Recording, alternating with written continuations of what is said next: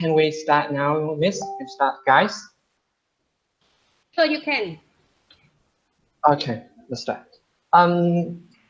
Ladies and gentlemen, welcome back to the RIC show today. It seems like we are working hard to go back to the daily routine when the lockdown of COVID-19 seems to fall away. However, we still here seeing each other through the camera to make sure that you are safe. And today, our reporters and I will bring you the overview about one of the beautiful and most cleanest countries in the world, that is Singapore. But first, let's play some game, okay? And now we have a game named Kahoot, and it seems like we are kind of played this several times ago. So please type the game pin here and to see who will be the winner of this game.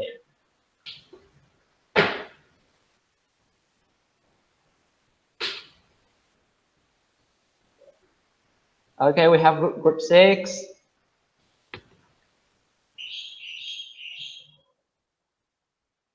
Group 1, group 9.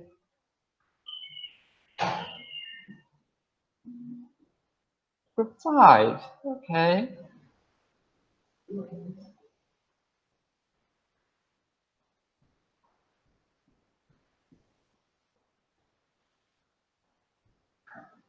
Group 4, group 7. We have 6 groups.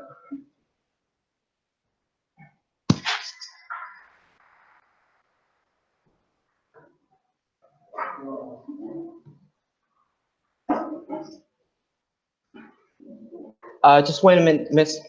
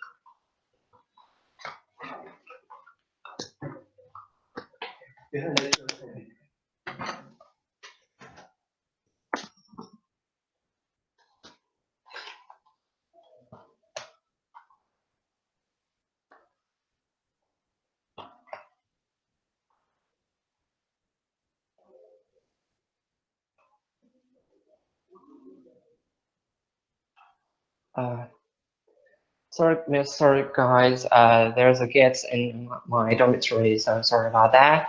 Now let me start again. We have 8 groups here. How about the other one?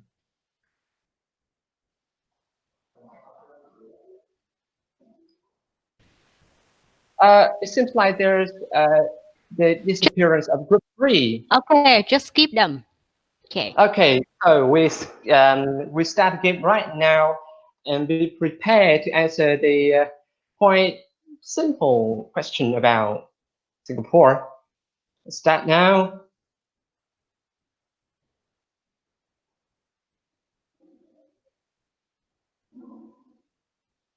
From which country was the Singapore separated from?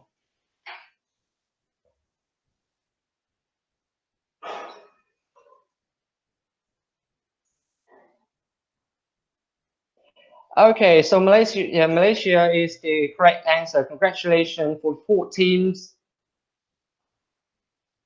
Group 7, good. Next. In Singapore, the Chinese language taught at school is Cantonese. True or false?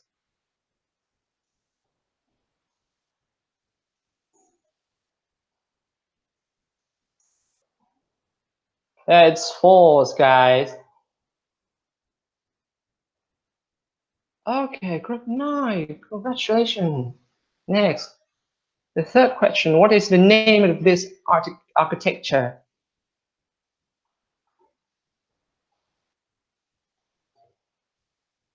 It's such a beauty, right? Let's see. Okay, the Hallux Bridge, congratulations to, oh, group 3, okay. Next. Who's been now the incumbent of President of Singapore?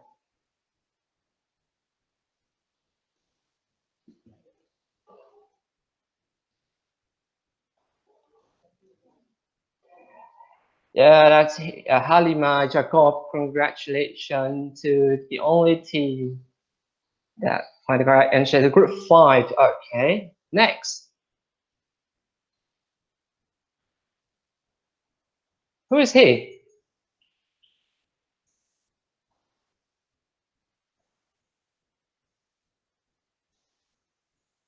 That's Lee Kuan Yew. This guy is very famous, right? And congratulations, group 9. Okay, still on form. And this school year in Singapore starts in September, true or false?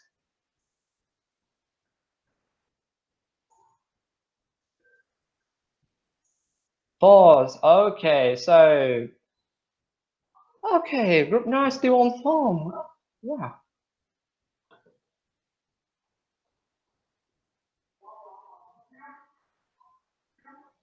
Which one is the national flower of Singapore?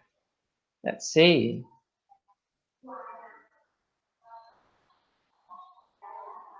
Archie, come on. 7 groups. Oh, group 1 is on fire. Next.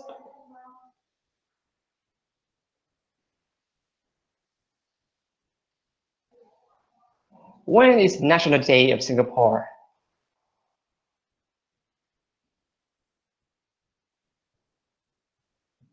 There's only one win. And that's group 7. Congratulations. The ninth question. What is this festival? It's hard, it's a little bit hard, right?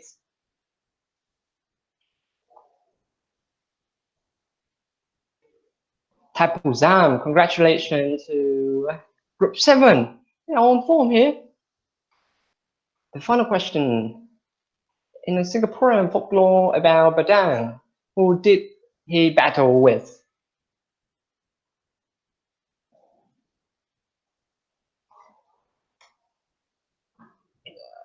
Okay, so that's another strong man. Congratulations.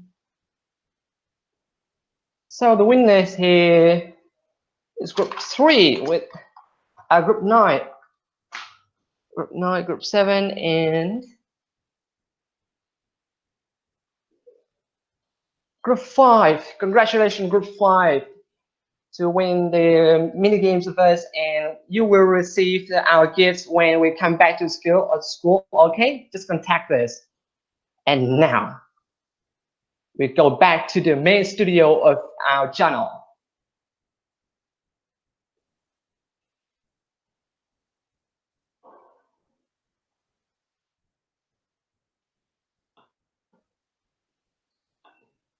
Okay. So as you know, Singapore is known as one of the cleanest country. It's just like they are the cleanest country in the world, right? And with such a beautiful country, we have something to discuss and to tell you uh, about them. And what do we have today?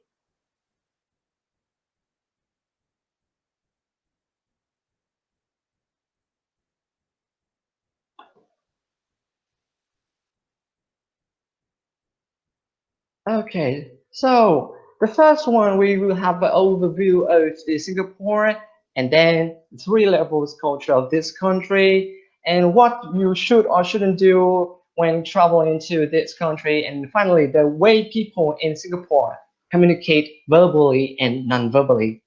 So what are we waiting for? Let's jump right to the first part of today.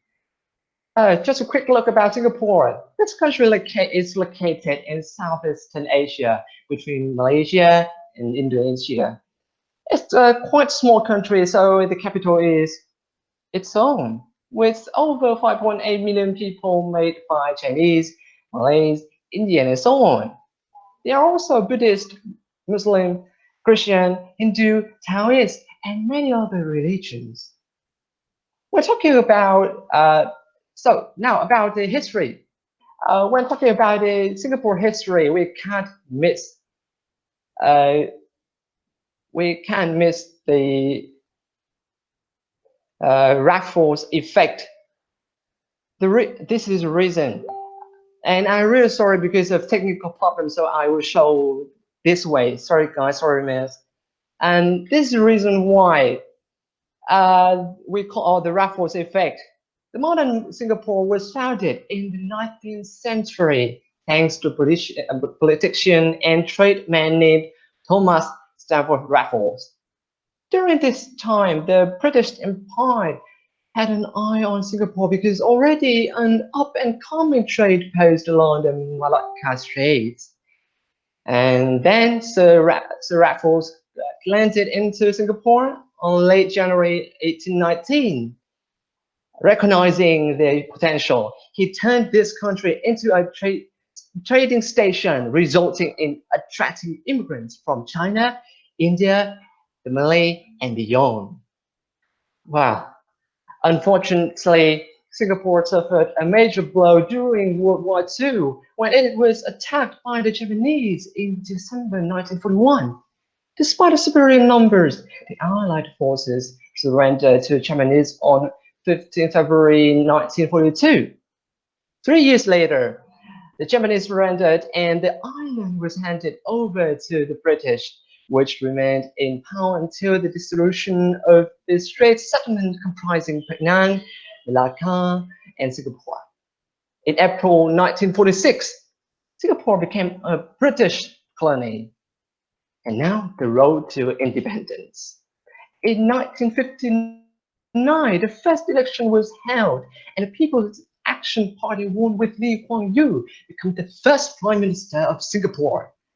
In 1963, Malaysia was formed, comprising of the Federation of the Malaya, Singapore, Sarawak, and North Borneo.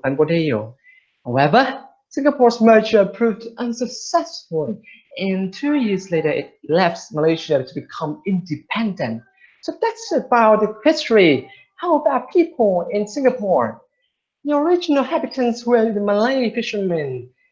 However, as I mentioned, Sir Raffles came, established schools in native languages, enabled local business to flourish, drafted Singapore's first constitution, which outlawed gaming and slavery, and made it emerged.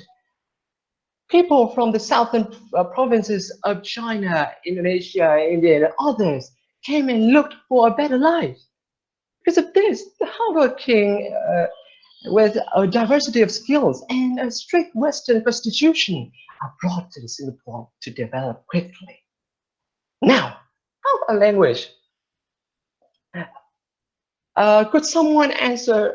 Could someone answer for me the question that which Chinese language did Singapore use in their school and daily life?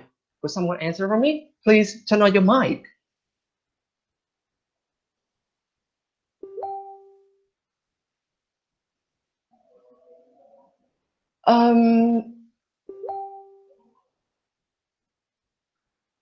Oh, it seems like there's no one got the answer right, so quite sad. But however, the Chinese language that the Singaporeans use is Mandarin. And let's take a look in the languages that Singaporeans use. The first one is the Malay. The one used in Singapore is known as Bahasa Melayu. It's mostly spoken by the Malay community. Malay in Singapore is written in Roman, the Roman alphabets. Indonesia, Brunei, and Malaysia, of course, also use the Malay language. The second one is Mandarin, which is similar to China's official Putonghua, based on the Beijing dialect. The Chinese made up 3/4 of Singapore's population. Singapore also uses the simplified form for writing Chinese words or other forms like Cantonese or Hainanese. However, they were banned from popular media like television or radio, and Mandarin was the only Chinese language taught in schools.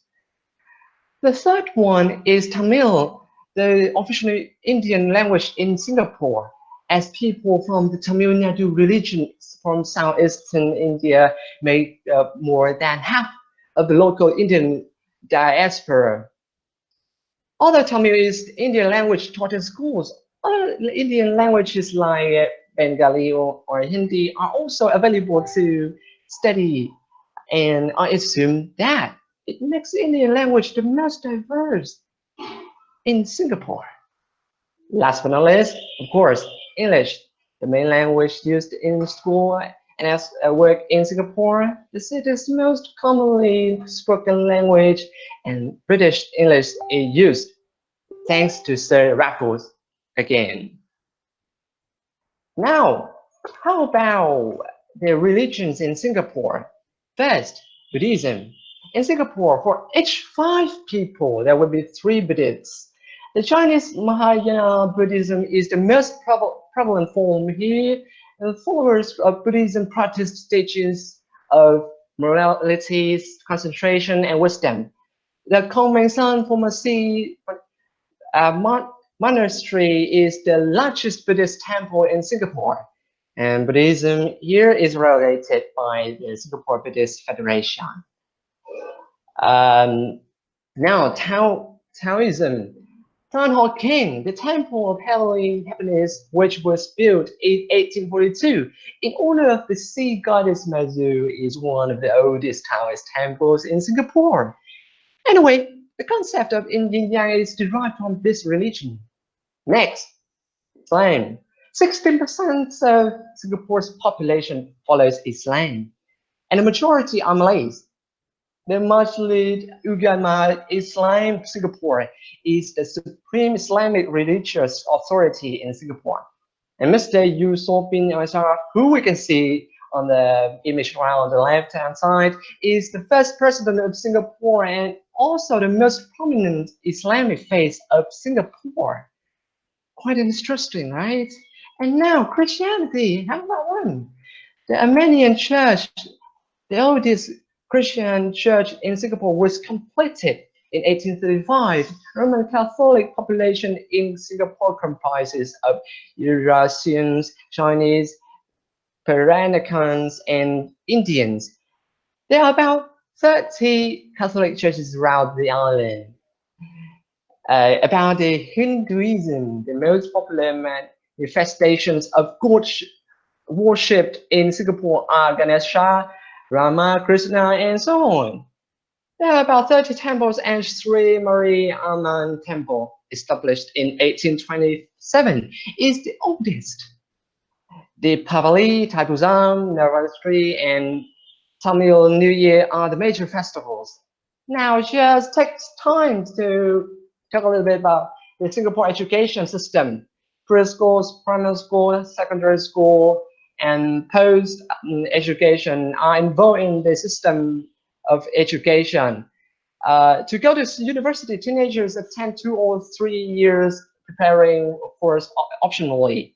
The alternatives are technical institutes or polytechnic.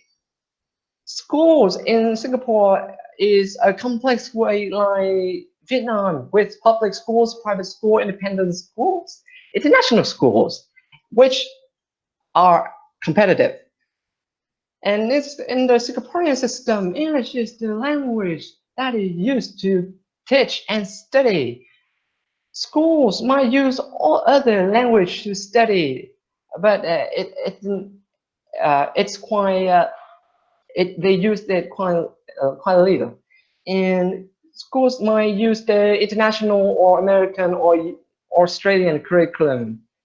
The school year has two terms with two main breaks. Start from the January to May, then break, and from July to November, then break. And there are a short break in middle of each term. So that is the overview of the Singapore. Now turn to the studio of Anne to see what she will bring to us. Thank you, Joe. Thank you, Joe. Welcome everyone to my studio. The surface level. We have more main sessions in the surface level. Now we move to the first one I love the most, food. Chili crab is invented from the postcard in 1956 by the husband who asked his wife to experiment with other methods of cooking crab by adding chili in the stir-fried crab to the tomato sauce, and then the crab became widely popular. Later, the chef um, the chef added the slight twist to by using the sample sauce. The mixing between the local chili and the shrimp paste, and using the tomato paste and add to cook the gravy.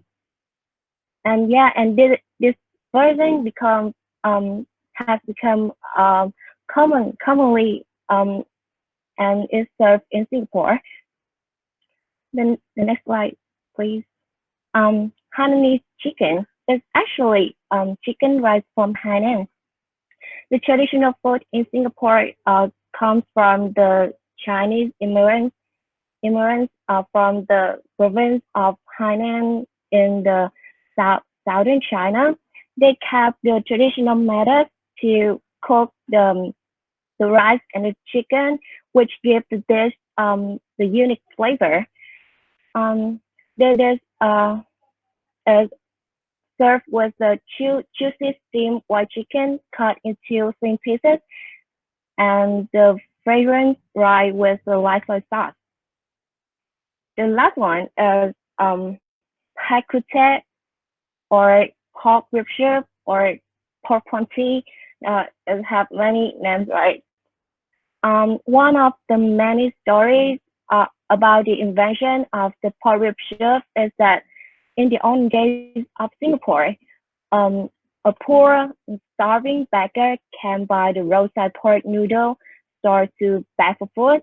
The store owner was in poverty, but he still helped him. Um, he poured the leftover popcorn and add the whatever cheap spices to uh to create the pork rib soup. And why this have the name pork ponti? Because the color of soup resembles the color of tea. Now we move to the next section as architecture. Cool conservatories um, are are probably the most visually arresting bits of the gardens by the bay, shaped like the fossil backs of the recently discovered dinosaur, and they house the flower dome and the cloud forest. And this architecture is designed by the British architects Wilkinson, Eyre, and Cran Associated. The main focus was on sustainability and environmental control. When considering the tropical heat outdoor and then the curvilinear shape was built around the concept. The next one is the Hallux Bridge.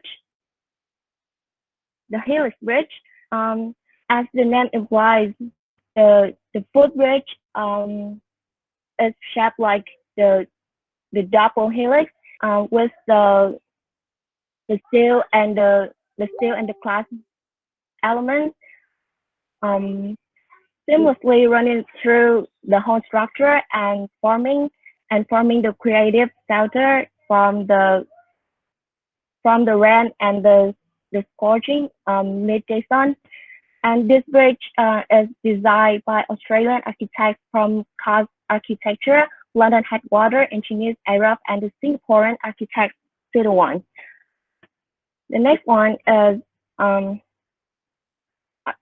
Supreme Court of Singapore. There are two buildings with this appellation, and one is the Mono. The one is the colonial monument, and while the new one constructed in 2005 by world famous British architecture firm Foster and Partners, and is considered a curious marvel with the very sci-fi look. The next section is sport. Singapore is one of the few city-states of Southeast Asia. It's in the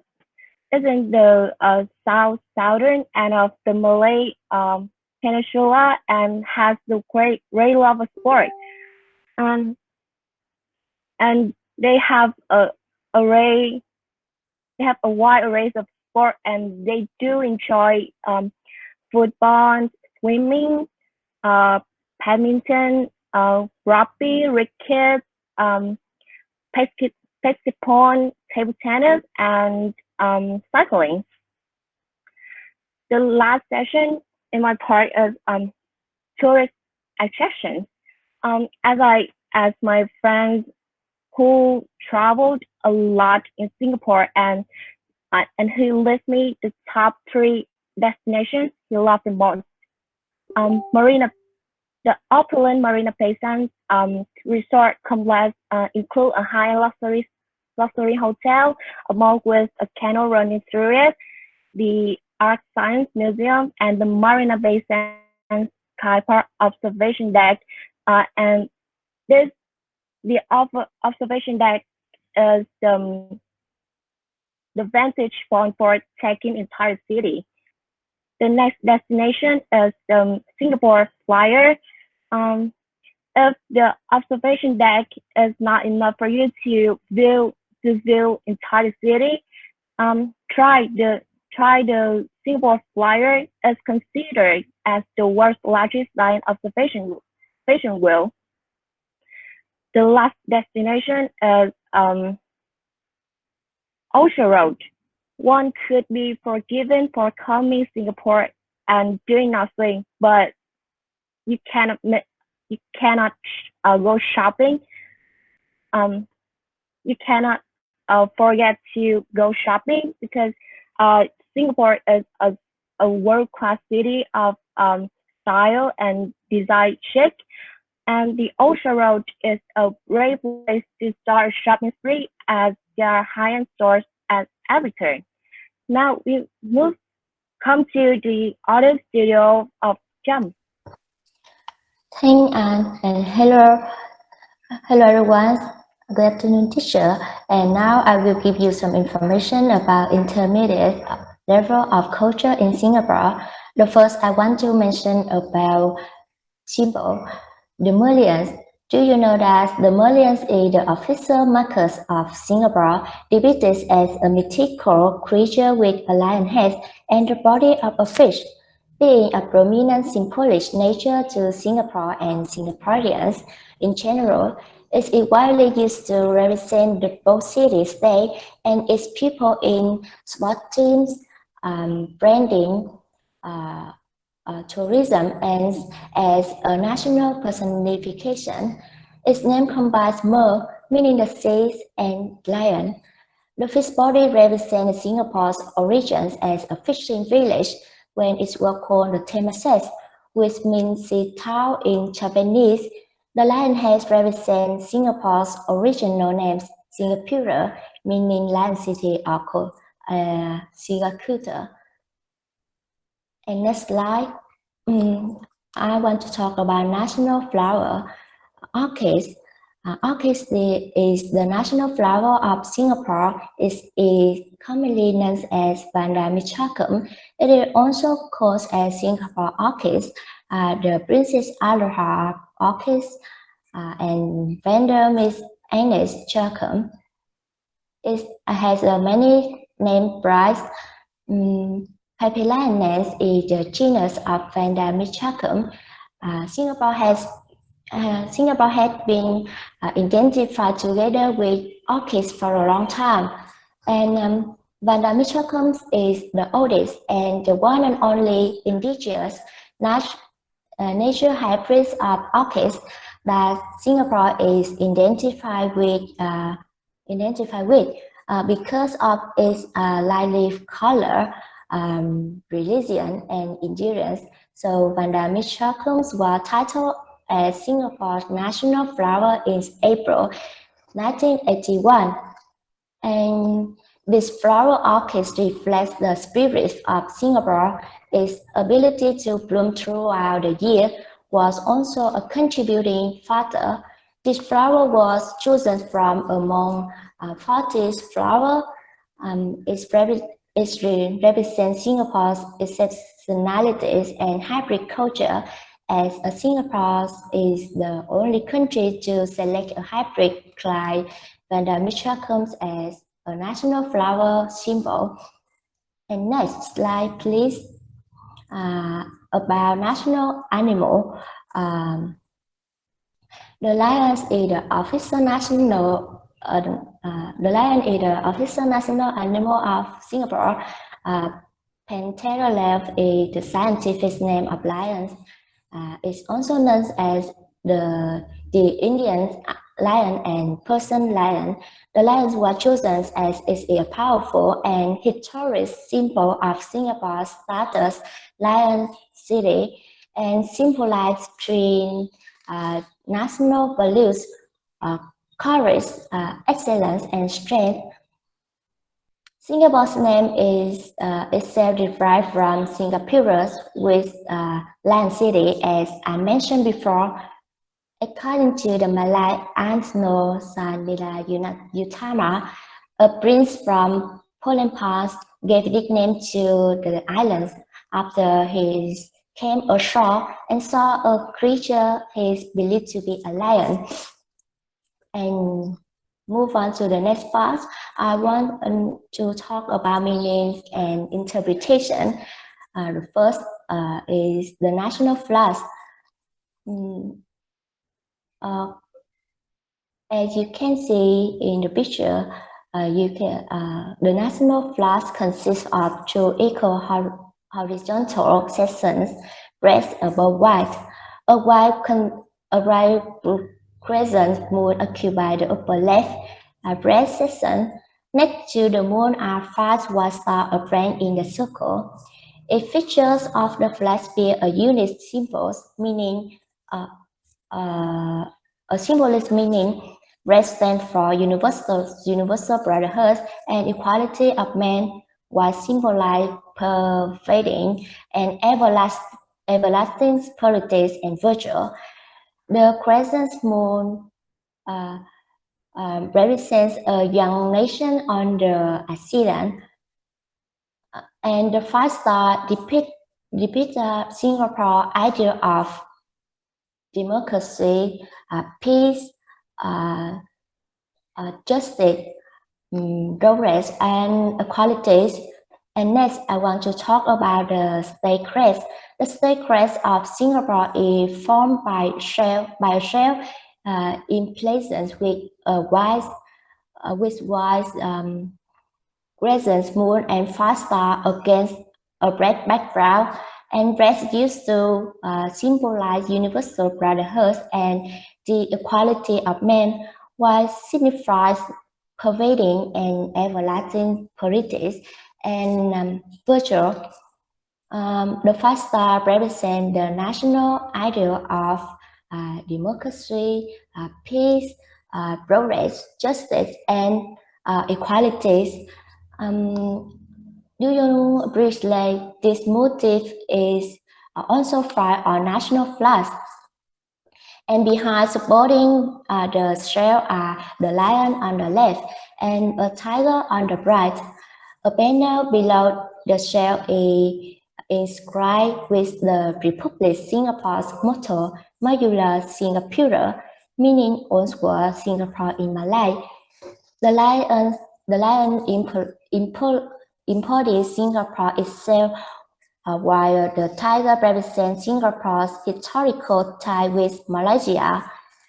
And next slide, please. And now I will talk about Noam's first meeting and greetings. Shake hands with everyone present as business meeting or social occasion. Shake hand again when leaving, and your handshake should be firm. And Singaporeans may bow slightly, and they shake your hand as they many Westerners are generally taller than Singaporeans, so it would be polite to give it a small bow. A slight bow for Chinese or older people is polite. And next slide about gifts. Ethnic groups share different gift-giving traditions, and business gifts are generally not exchanged, and you should use both hands to give someone a gift. A gift given to a guest or the host is not open in the presence of the giver, and you must be careful of the gift being misinterpreted, even a small gift. And so you should never give a gift for government official because which might be considered a bribe. And the last one is you should remember bring the host a gift when invited to someone's home. And this is the end of my part. And now move on to the studio of June. Okay, thank you, Chun, so much for such useful information about Singapore. And now go back to the main studio and see what is the deep level culture of Singapore here. And first, let's take some legends and myths about Singapore. As Chun mentioned, the king of Sumatra named Sangila Utama discovered the island state about 1297 AD.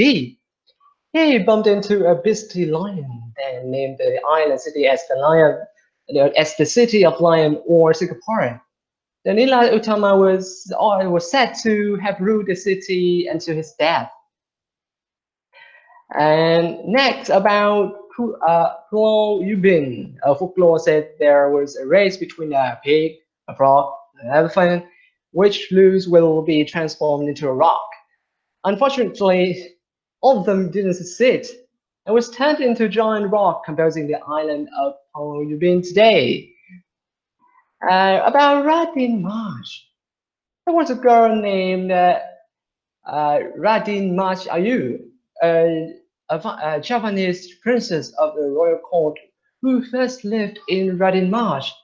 Her name is Princess of Golden Beauty.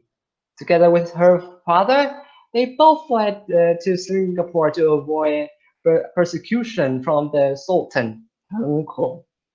Unfortunately, she was later killed by the lusty king, and there is a shrine commemorating the princess stands at Mount Faber. Wow, about Badang and the Singapore stone. Interesting. Another folklore is about Badang, a fisherman who decided to be the strongest person on earth. And one day he got into a fight with Bijayan, a strong man from India. He threw his rock into a Singapore river during the battle, and now we can find it in the Singapore History Museum. And how about their traditional festivals? Because Singapore is a multinational country, so it has numerous of festivals such as Vesak Day, Christmas Day, Singapore National Day, and Midterm Autumn Festival, and so on. But I will concentrate on the festival, which is complicated and has many activities in it. The first one to mention here is Hari Raya Puasa. Hari Raya Puasa is celebrated on the first day of Syawal, which is the 10th month of Islamic calendar, to mark the end of Ramadan, the month of fasting and prayer. It's the time for forgiveness among people. In the festival, you can see new clothes, decorated houses, and exchange of invitation between friends and relatives. The Hari Raya light up at Geylang Serai is one of the biggest highlights of the festival, with miles of foods and Malay traditional outfit named Baju Kurung are also worn. How about Deepavali, the festival of lights, celebrated in Hindus to remember the victory of Lord Krishna over King Narakasura and light win over darkness. The streets of Lilia, one of the oldest enclaves in Singapore, are decorated in colorful fashion. Festive bazaars, cultural activities, and temples with devotees are all along Serangoon Road. About Hari Raya Haji, the festival of sacrifice, to easily understand, is the annual holy pilgrimage to Mecca and is celebrated by Muslims. In this festival, volunteers carry out the Korban ritual at appointed mosques, with many prayers joined. Lambs and sheep are sacrificed, with the meat being packed and distributed among the less fortunate. This ritual is to mark Prophet Ibrahim's willingness to sacrifice his own flesh and blood for God. About Pongal, a harvest festival originating from South India to welcome the beginning of Thai, the 10th Tamil month. This is the time of thanksgiving to nature for its bountiful harvest. A Pongal bazaar is held at Campbell Lane every year, where goods such as the indigo sugar cane or milk pots are purchased. The final festival to be mentioned here is Thai Puzam, celebrated on the full moon of Thai. It is one of the biggest visual spectacles in Singapore. So, arduous food procession where devotees carry new pots and kavadis, which are made of wood or steel piece to their body. Parading from Sri Srinivasa Perumal Temple to Sri Thendayuthapani Temple with the participation of many people. Okay, so how about the wedding in Singapore? Despite the Western effect, many couples still choose Chinese wedding tradition on the big day. We got this one from the last episode of China. So I'll go quickly through the 7 stages with betrothal gifts, annual ritual or bed setting, hair combining ritual, fetching of the bride when the groom and his brothers take challenge from the bride side, leaving the bride's home till ceremony and till wedding. And you should remember 3 key elements here: the color red, which means the color of luck and happiness, fungus and red dates, and finally, a woman deemed to have a good fortune.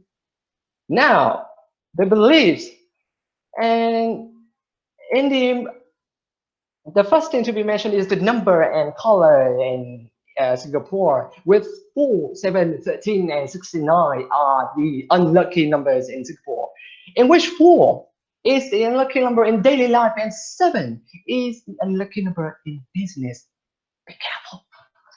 How about the color? Black. Yes, black seems to be a unlucky color, and instead they choose red. Yeah, they choose red or pink because it's it is a way to show the immense uh, immense and enthusiastic.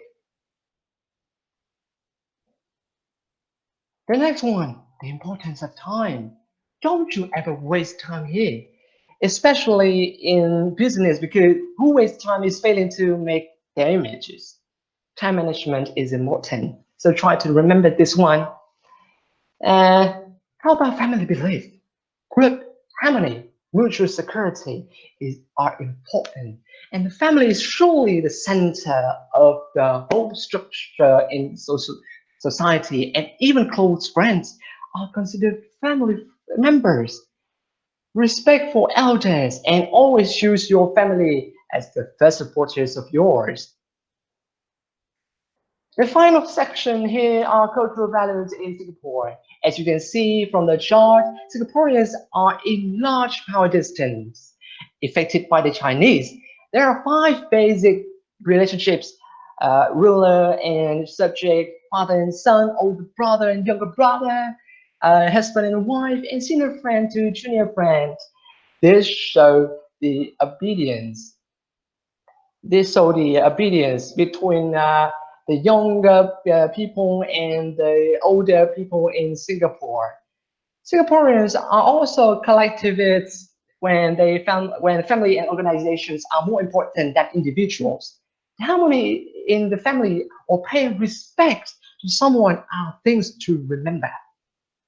The score of 48 can't tell us much, but somehow women are leveling with men in Singapore. Being modest or humble and conscientious are essential here, guys.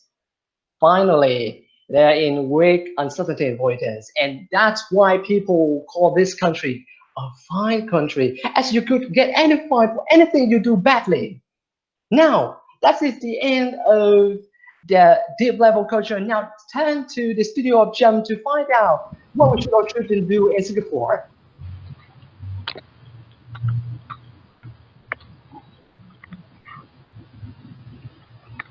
Thanks, June. Hi everyone, I'm Jum, and now I will talk about what we should do and should not do in Singapore. First, do shake hands for a warm greeting, but be aware that Malays will not always shake hands and Muslims will not shake hands with the opposite sex. Do leave a little on the plate when you have finished eating. And do stay on the left side of escalator because the right lane is for older people in a row. And next, do be respectful and conservative.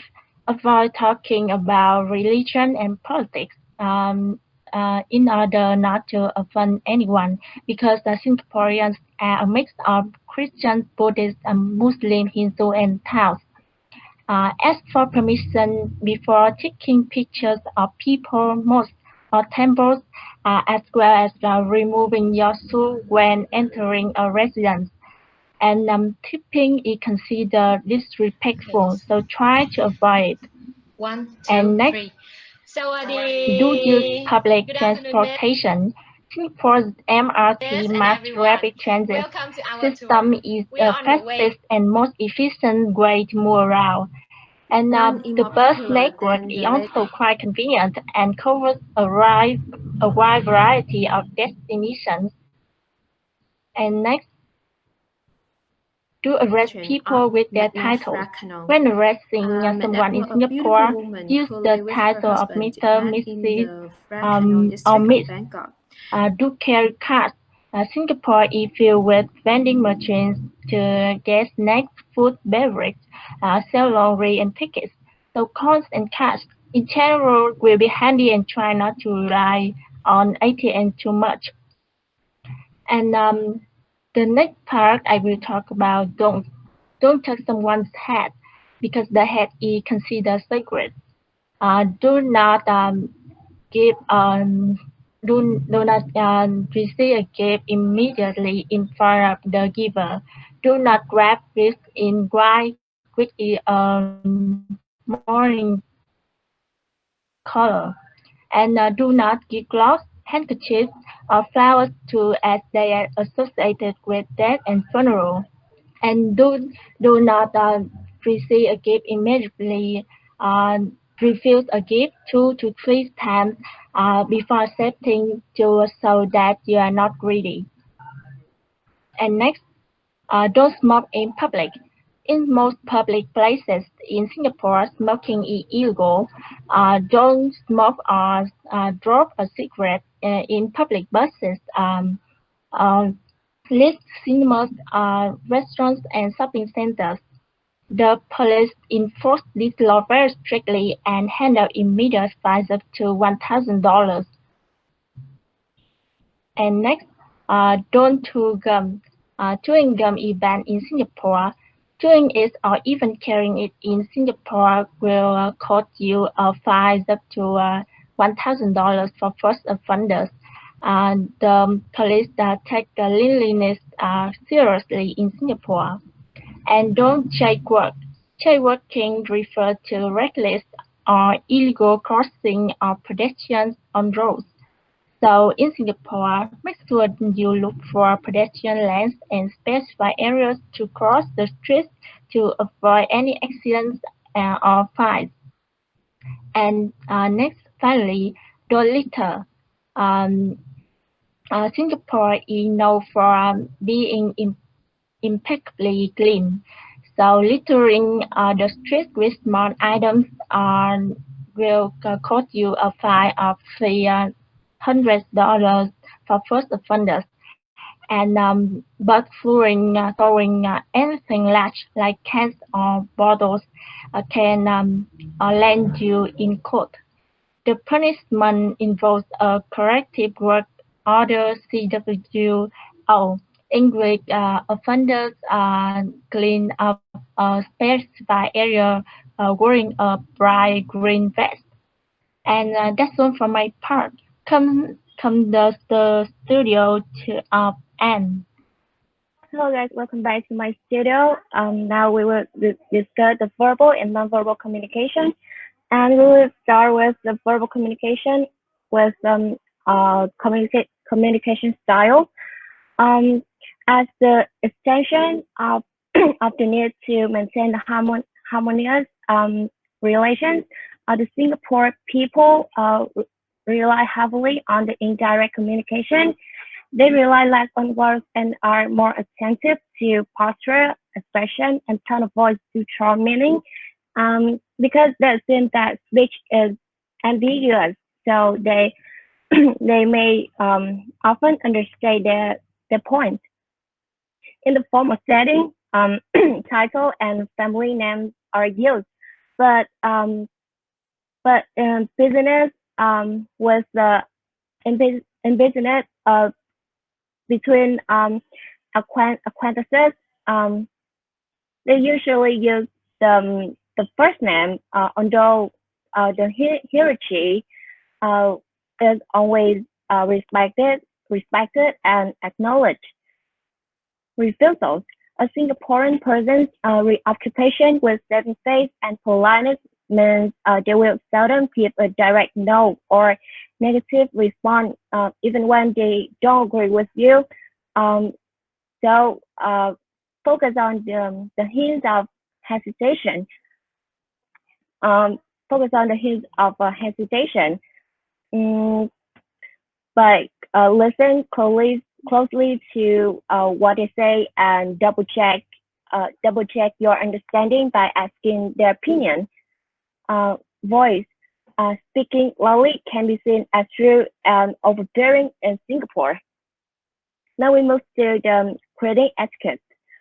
Like my teammates mentioned above in the written norms and dues, the Singaporean people usually shake hands when meeting and leaving. A handshake generally suffices at the appropriate greeting between two people. However, the Malay and Indian Singaporean may not wish to shake hands with the opposite gender. Similar to the Australian, by asking how are you going during the greeting, and they will when I meet one another, and they would say, hello, have you eaten yet? Now we move to the last part, nonverbal communication. Like many countries in the world, pointing with the index finger is considered impoliteness and rude. So we have to point with the whole hand. The body language. The Singapore people usually the Singapore people not a lot when during interaction. The next one is physical contact. Singaporeans are generally less accustomed to receiving a lot of physical affection from strangers and tend to reserve touching, like slapping back, holding hand, or hugging for close friends.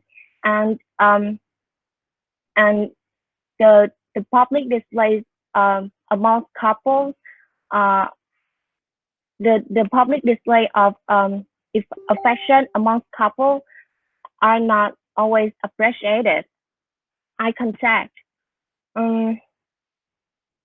The Singaporean people assume that eye contact shows the confidence and activeness in all the scenarios. But however, some certain Singaporeans may avert their eyes when interact with those superior to them, and holding the eye contact for too long can make the partner feel challenging and impolite. Yeah, as my teammate mentioned above, again, touching someone's head can be assumed that disrespectful and offensive. Now we go back to the main studio.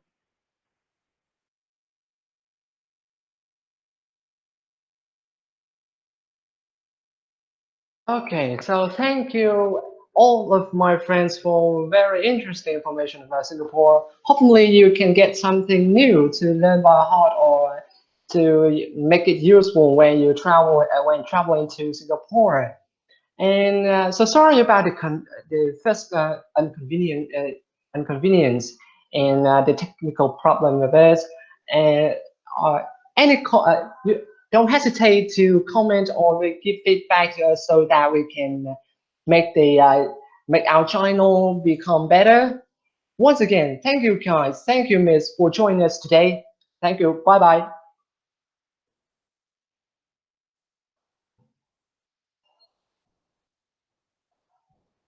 That's all of our presentation, Miss guys.